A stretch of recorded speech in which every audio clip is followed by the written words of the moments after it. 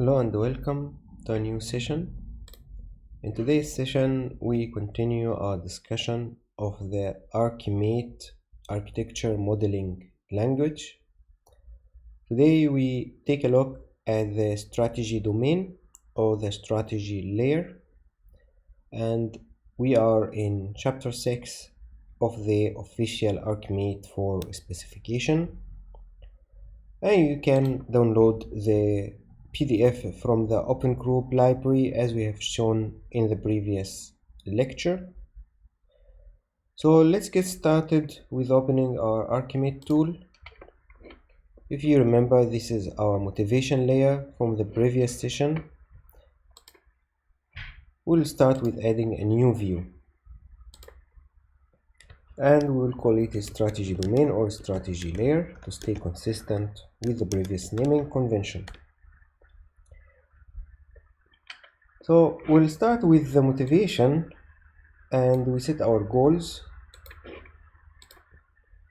We take again a case study, an example use case from an online e-commerce store, and the goal is to increase sales. We have another goal to standardize operations or increase productivity.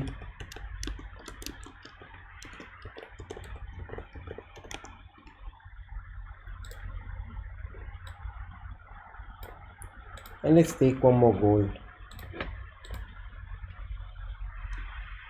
Increase customer satisfaction.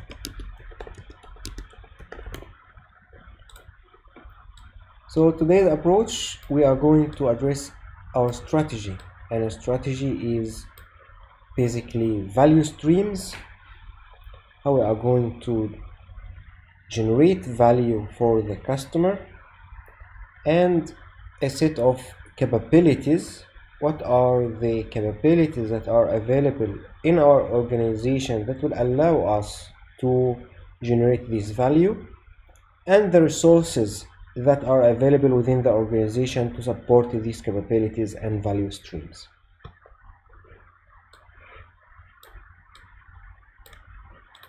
In this case, our stakeholder is online shopper or customer. This is the main persona that is going to benefit from our value streams. So how are we going to realize these goals through a value stream? So before we dive into the details of this diagram, let's first have a look at the strategy layer of the ArchiMate tool available here. Here in orange or brownish color, you can see we have capabilities, value streams, resources, and courses of action.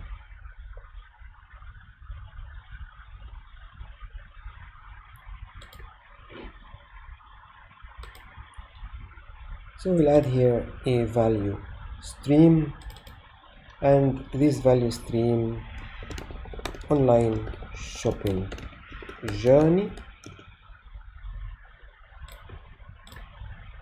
This is our main value stream that we'll address today. And of course, the stakeholder who will trigger, and I will emphasize on the word trigger because this would be the connection from the stakeholder to the value stream. Here you can see it is an association. Let's see if we try to use a trigger relation, will it be allowed or not? It will not allowed. So by the standard, the only relation allowed here is association, but implicitly it's a trigger relation of the entire value stream processes. How this value stream is related to the goals we have set in our motivation layer. Again, let's take a look at our magic connector. This should be now a realization relation. So we are realizing these goals through our value stream.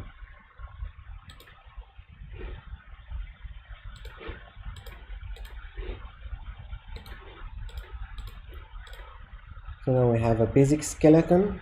Let's break this value stream a little bit more into sub-processes or sub-value streams. What are the individual steps in the online shopping journey?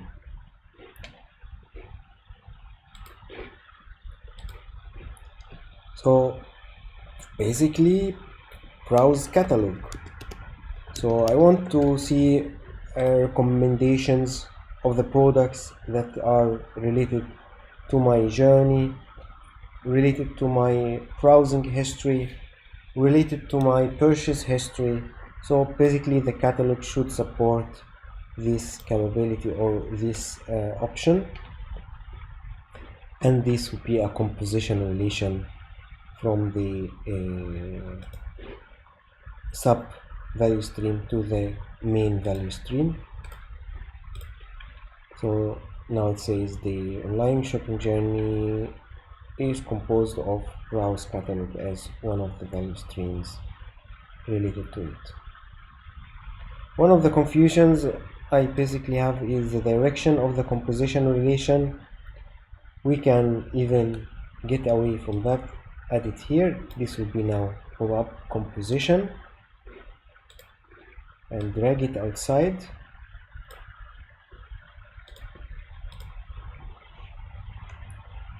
I would say the composition is in the direction of the main process. This makes more sense, even easy to comprehend than the other way around.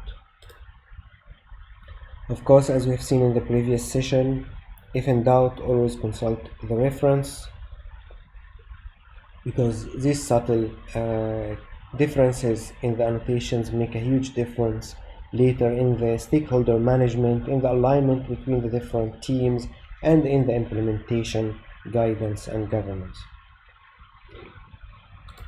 Let's take a look at another value stream. I want to have a checkout process. We say checkout and this should be streamlined,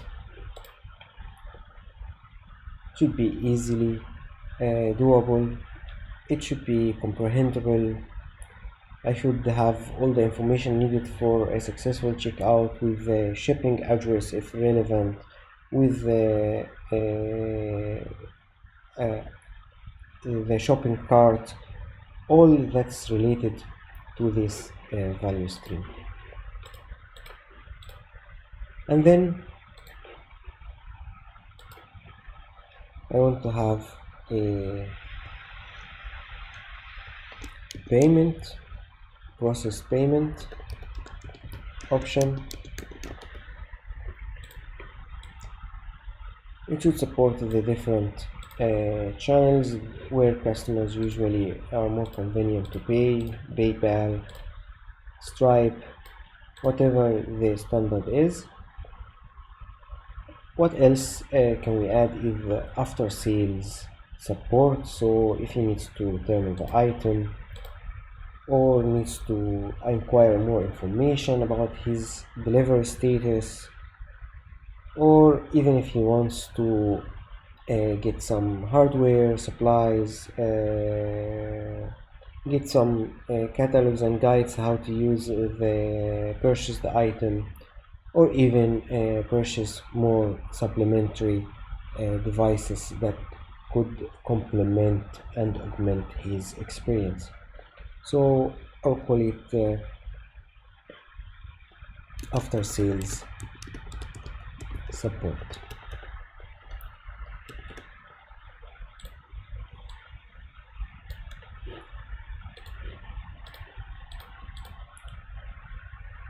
So it looks a little bit streamlined now. We have a basic idea what we are trying to achieve. In terms of strategy, we need capabilities, we need resources, we need courses of action. So what are we doing to start with the course of action? We can take an action here or recommend an action, because architects recommend actions with different advantages, disadvantages, pros and cons of each action, the risk assessment. So I will stick with the word recommend an action here in the browse catalog. Add recommender system, for example, so that you can get more personalized information on browsing the catalog. The relationship between the course of action and the value stream is a realization relationship. This is the opposite direction. Let's take a look again. I believe this is a good time to start consulting the reference, because the value stream realizes the course of action.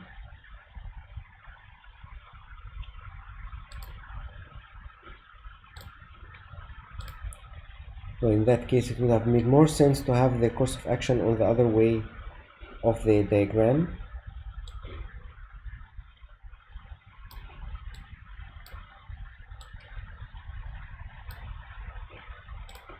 If that's the case, or because we are having courses of action for each step of the value stream, it still makes sense to have it at the bottom.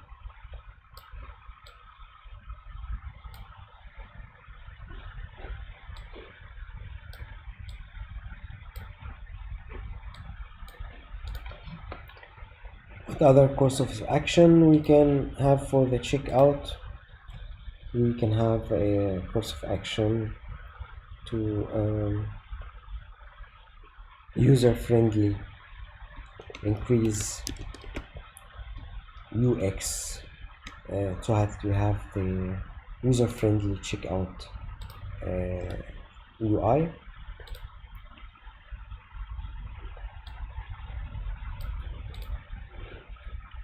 Again, this is a realization relation.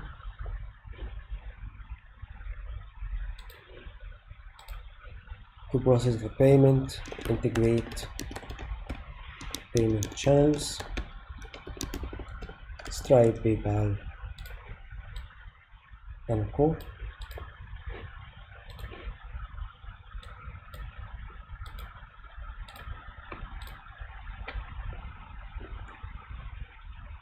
And after sales support, what is our course of action? We can contract third-party support.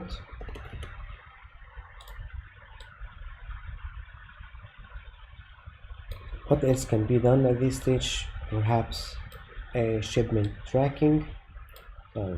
Shift it a little bit.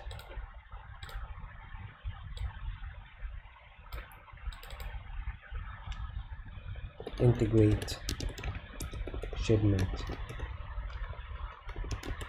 tracking. So as you can see now, it starts to come together.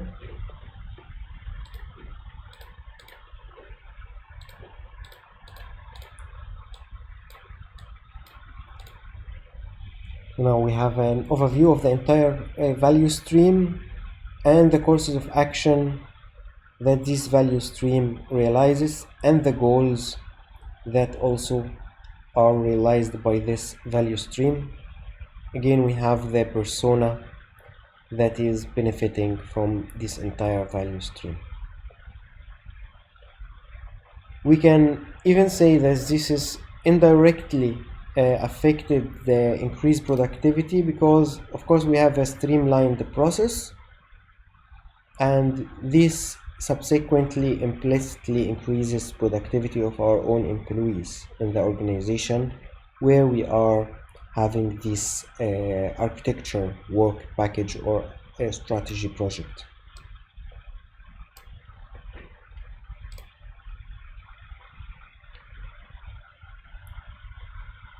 Moreover, we can even use the relationships that we had from previous motivation layer between the different goals. So if we have better productivity, it influences positively the increased customer satisfaction, and it has also a positive influence on increasing the sales. However, increasing the sales could be seen as a negative relationship between increasing the sales and increasing customer satisfaction. This also we can predict that we are caring more about the quantity, and this influences negatively the quality of our end product.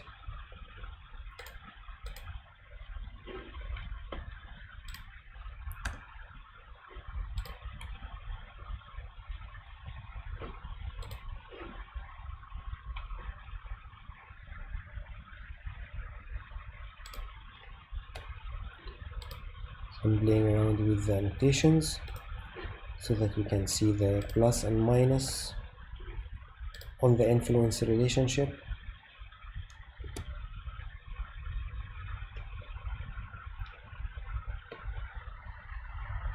It wouldn't be a bad idea to have here some note that this relationship here is a negative influence, and we associate this here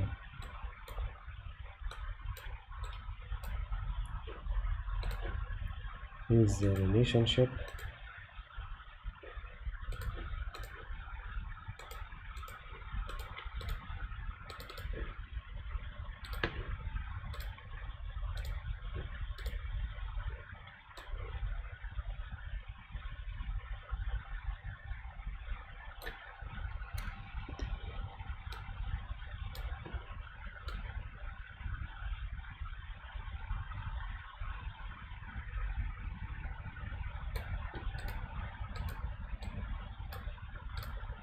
As we have learned in the previous session, we could also use the meaning icon or the meaning element.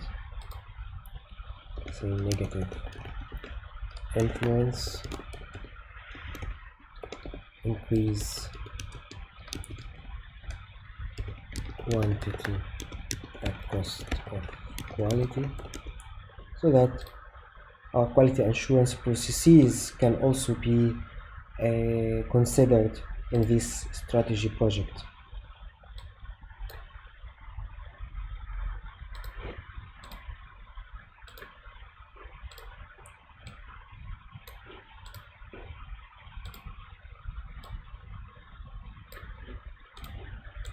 So not quite friendly, the arrows in the open source version. I would always recommend if you have access to a subscription for the Enterprise Architect Sparks, it still supports the main tools and sets of the ArchiMate standard and a lot more. For the sake of our use case and exploring the different capabilities and the different annotations of the ArchiMate standard, I think the open source tool is more than enough. So far we have our stakeholder, the customer, we have our goals and the relationships between our goals and each other, we have our value stream and the courses of action that these value streams realize. Now we need to take a look at our organization structure. Do we have the capabilities and the resources to enable this value stream and course of action or not? So let's map the capabilities that are needed for each category or each step.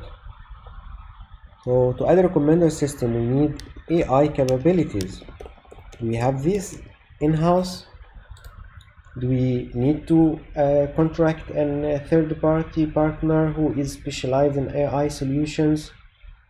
Do we need to use open source or off-the-shelf solution? This is all what AI capabilities include or mean. Let's have a look at the relationships. The capabilities support the course of action or support directly the value stream. Let's first have a look what are the allowed relationships between the course of action and the capabilities. So it is a realization relationship. So I believe it makes sense. We realize this course of action through these capabilities. What if you wanted to do it the other way around?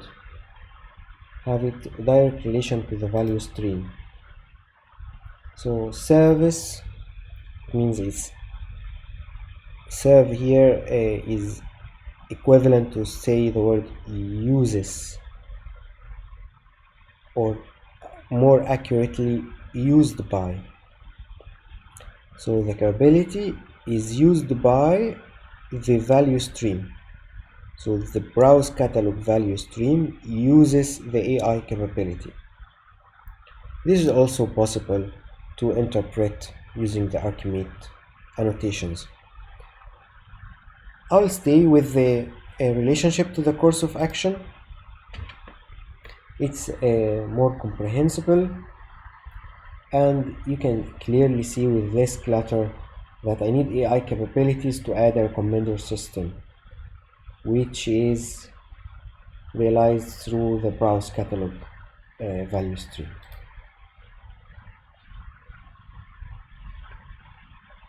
You could also find a better naming for the value streams, because value streams are more about generating value for the customer. So instead of browse catalog, I would, for example, say provide a rich personalized catalog.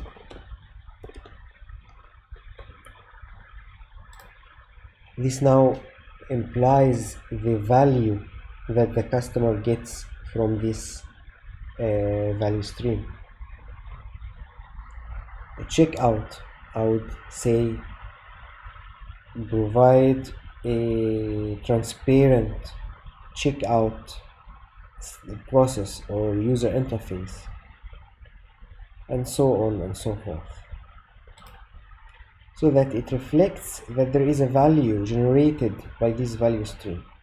Because later in subsequent domains or layers of the ArchiMate standard, we will take a look at the business architecture layer, and in the business architecture layer we will introduce the functions and processes, and this would be very similar to the annotations used in the strategy layer for the value stream. However, this is an entirely different meaning and different structure to be introduced in our architecture modeling. So keep that in the back of your head or at the top of your head, so that we can move on with this diagram for the time being, having that explained. What are other capabilities are needing for the rest of the value streams? To increase our UX, we need UX capabilities. Do we have that? Do we have specialized experts? Do we have a UX library?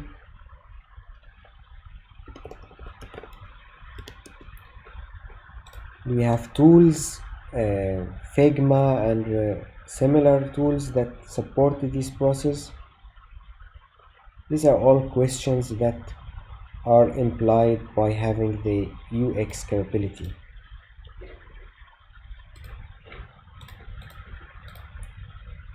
The payment channels, do we have the contractual agreements with the supported payment channel?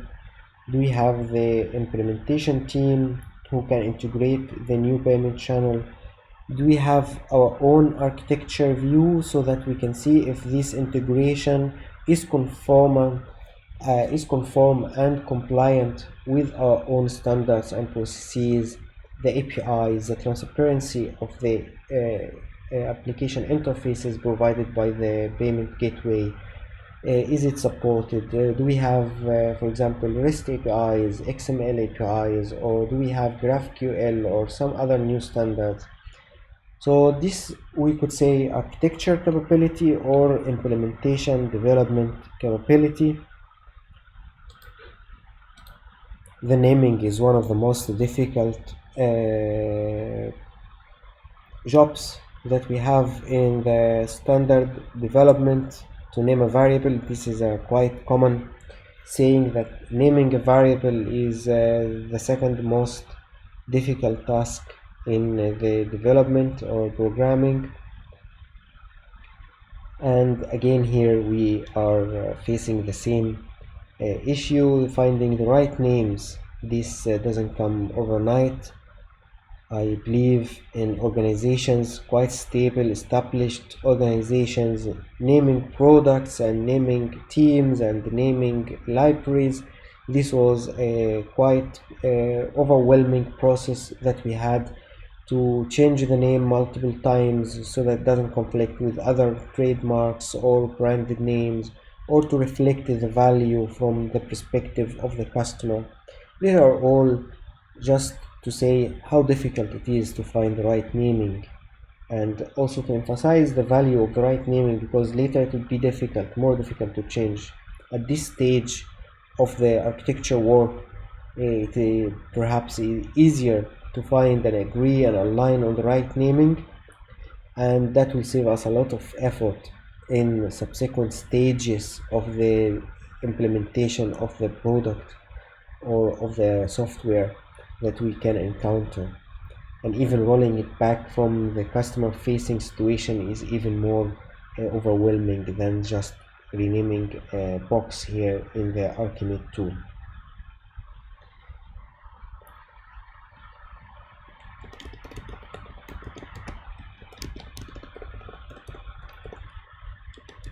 So I will say development capabilities. But you understand it's a way more than just development.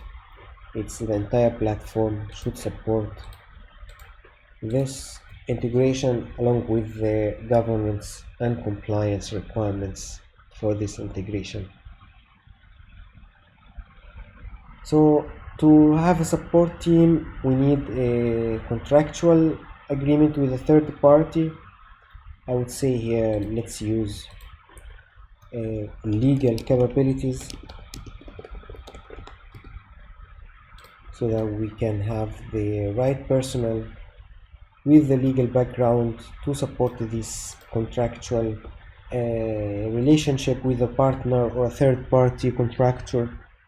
What are the framework that will be used for this kind of cooperation, and how are we going to resolve conflicts? What is the service license agreements? How long should an issue be, how long should it take for an issue to be resolved? These are all questions that fall under the umbrella of legal capabilities. And finally, integrate shipment tracking. Let's have that related to the development capabilities, so that we don't repeat ourselves.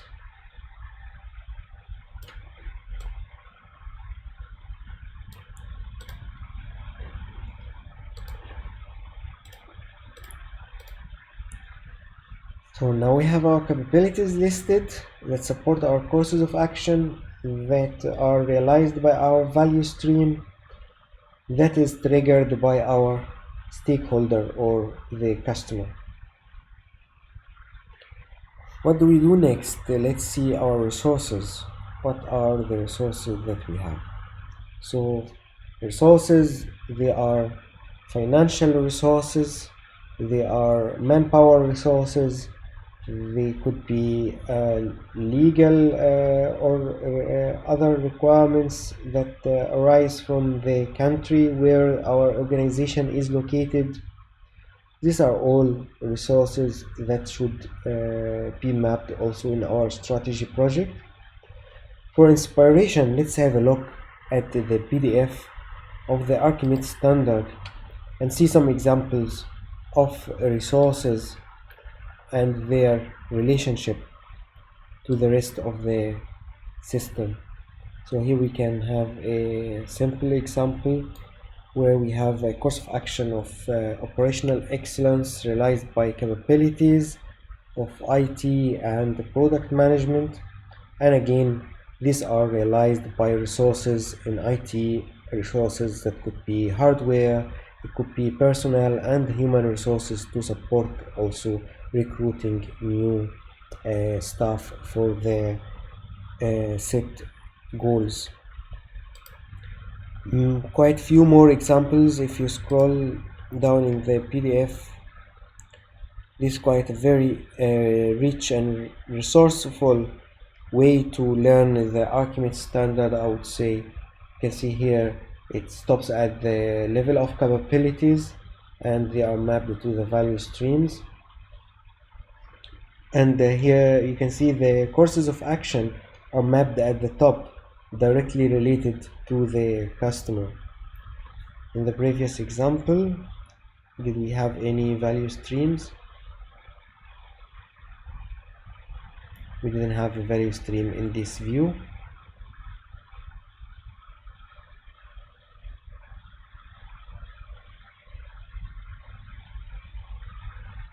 And again we come to the summary with all the annotations that are available in the strategy domain. It gives you quite enough tools to map your strategy. In the ArchiMate there is a standard of active and passive structures, and there is the concept of behavior concept. So this is something also to be aware of, because it defines who triggers which process or each action, and this is quite useful as we move on to the next domains of business, application and infrastructure layers of the architecture. At this point it's enough to be aware that these distinctions exist, and they are also listed in the documentation at a previous chapter if you need to take a look at them to see the exact definitions. So we will get back, for the sake of completeness of the example, we add the resources that support our strategy. What are the resources that we need for AI capabilities? Let's do some quick improvisation here. So I need software license, AI software licenses. Perhaps I need Claude AI, or I need different provider, ChatGPT or Microsoft Copilot. So these are resources that support our capability. What are the allowed relationships between the resource and the capability? Quite a few. And service, it means it's can be used by the AI capability, or assigned to, it means it's part of this capability. This is one of the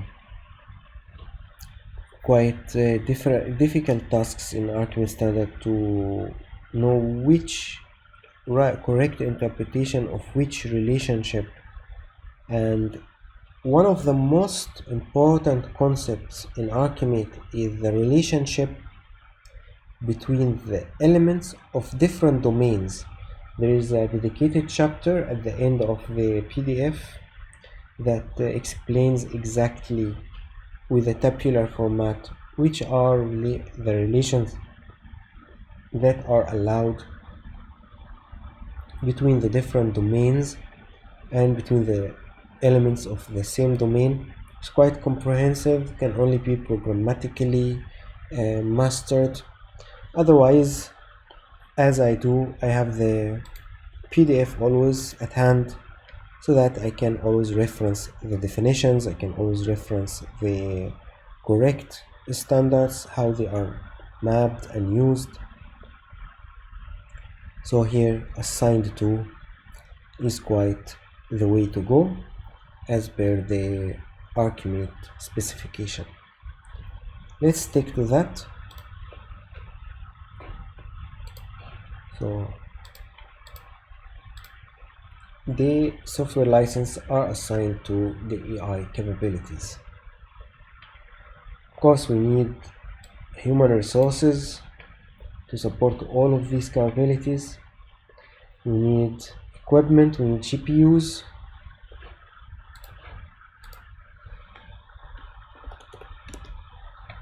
To support our capability once again. We need the trained personnel who will use the AI capabilities and harness them. This applies to all of the capabilities that we have. A cross-cutting concern. In this case, what we can do is to reduce the clutter is to use grouping. Let's try that. So I will add a group on all the capabilities. Enterprise capabilities.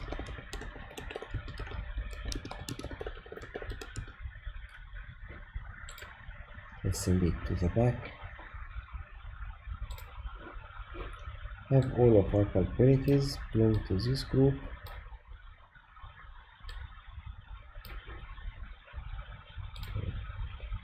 Slightly bigger.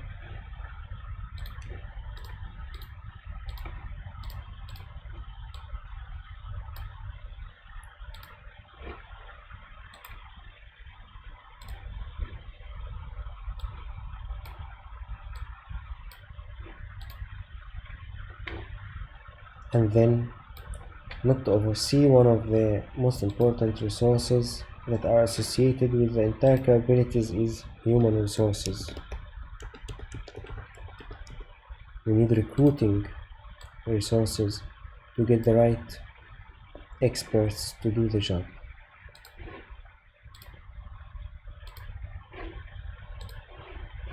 Let's see what are the possible connectors.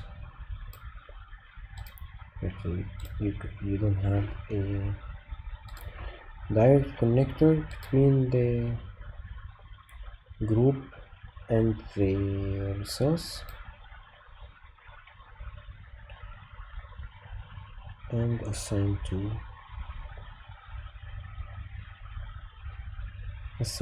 grouping.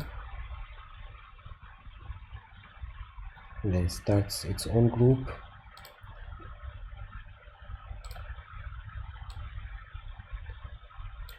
So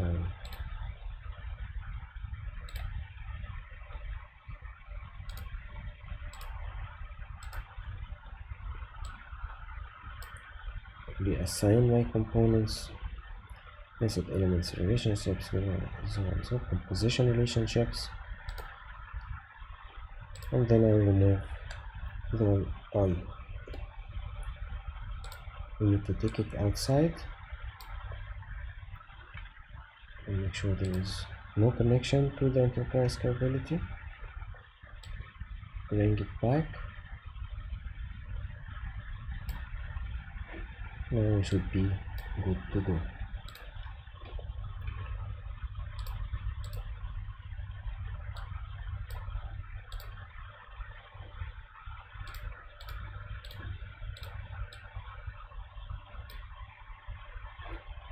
So we give this grouping a name, enterprise capabilities.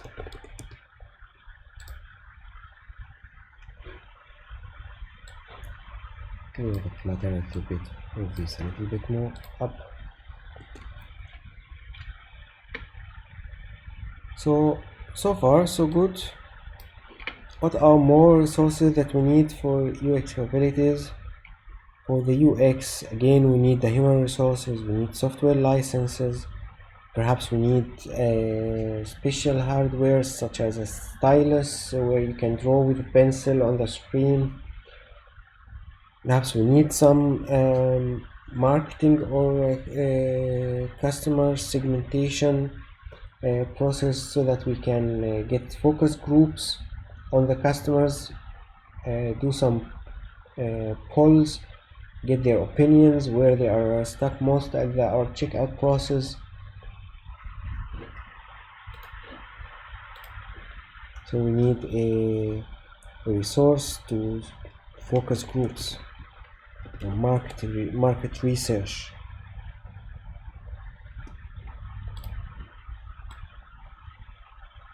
So this is a resource. Perhaps we should acquire that from a different provider. What do we need for the development capabilities? Again, we need the human resources, we need the IDEs, software, we need IT equipment for our developers. We need to arrange perhaps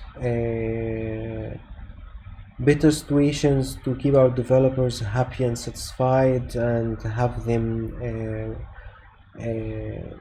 better aligned with our own teams and strategy teams, etc. So I will add one resource attached to it. I will call it IT for importing, offboarding, providing hardware, providing licenses, and then this is again assigned to the development capability. Finally, the legal capability. Again, we need a framework, perhaps with a legal consulting company.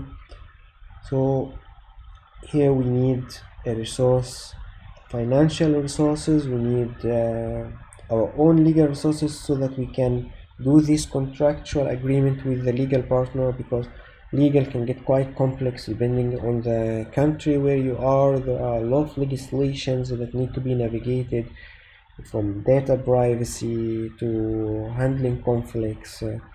Even if this shipping is going to be cross borders, so there could be situations when you have two legal systems for two different countries or even different continents. So what are the resources that is needed here? Let's say strategic partnership.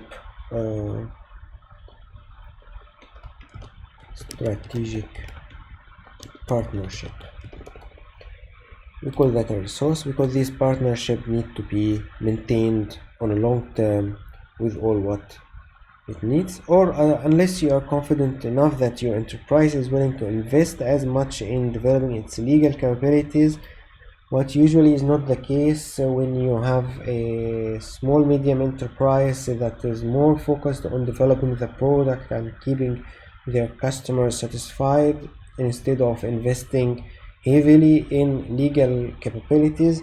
So this could be a different resource in that case.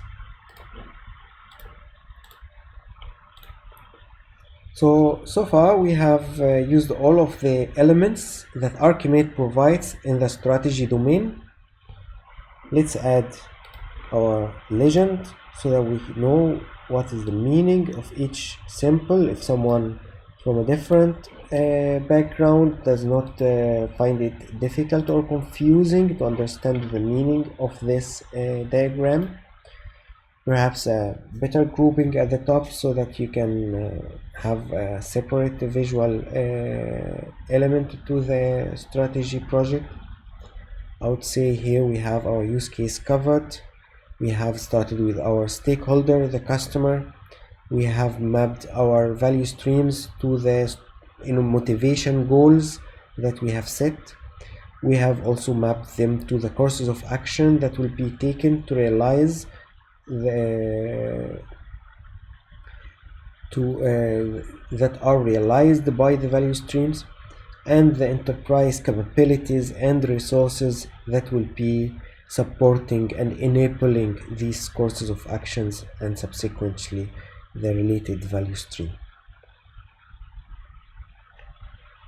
So this is one way to model the strategy layer for this use case. I hope you found it insightful. You've got your hands dirty with a few diagrams from this session and previous session, and I hope that I have motivated you, encouraged you to dive deeper into ArchiMate and subsequently the TOGAF standard for architecture modeling and architecture development method. This will be the end of this session, and I hope you found it quite useful.